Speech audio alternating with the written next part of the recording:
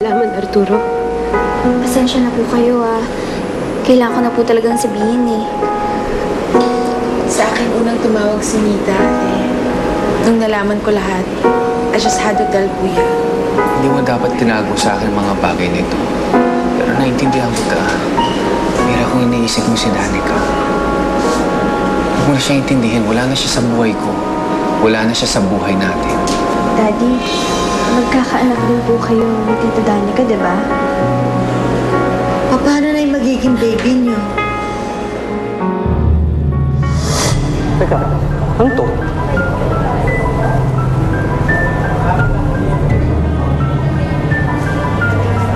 Unan? Baliw naman pala yung Danica na yan Mabuti na lang nalaman niyo ang totoo. Tamang-tama lang pala na nalaman ni Tita yung totoo. Sigurado, maswerte itong si Baby. Kasi kalalabas niya pa lang, ang dami na nangyayaring magaganda. At marami pang mangyayaring magaganda sa atin, Nita. Pangako ko yan. I want all her things out of my house. Ayoko may maiwan o may matirang gamit ng babaeng yon. Baka mahawa pa tayo sa sakit niya. Ay, bakit po, ma'am? May sakit si Ma'am Danica? Magpanggap mo naman na buntis. Hindi ba malinaw yun na may sakit siya sa pag-iisip? Relax. Naging desperate lang naman si Danica Huwag na huwag mo nga siya ipagtanggol. Alam ko kaibigan mo siya, pero walang excuse sa ginawa niya. Teka, may nalalaman ka ba dito? Ma, of course not. Alam niyo kung may alam ako, di sana ako na yung mismo pumigil sa kanya. Alam ko, friend ko siya, pero doesn't mean na lahat ng kilos niya at plano niya, alam ko. Actually, you know what, there are times talaga, Mama, na I find her crazy. Since friend ko siya, edi, of course I don't wanna judge her. And besides, she's still a business partner. Whatever. Basta, alisin lahat ang mga gamit niya dito, ha? I don't want to have anything to do with that woman. Paano na yun, Daddy? Di ba, anag na kayo ni Mommy? Hindi, magpapakasal kami uli ni Mira. Arturo. Mira, huwag mo sabihin may mga nagbago sa pakiramdam mo nung wala ako. Ngayon pa, kung kailan may anak na tayo.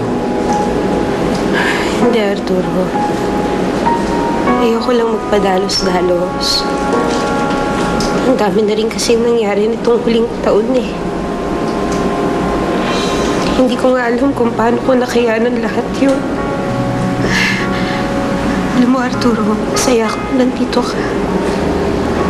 Kasama ka namin. Pero alam naman natin pareho na may mga bagay tayong dapat ayusin. Mga bagay na dapat siguraduhin. Hindi ko alam, Arturo, kung makakayanan ko pang mangyari ang lahat ng iyong ulit. Kung sakali man, alam ko na hindi lang ako masasaktan. Pati na rin ang mga anak ko. Mira, mga anak natin. Hindi na rin ako papayag na mangyari ulit sa atin to. Pangako ko sa'yo yan.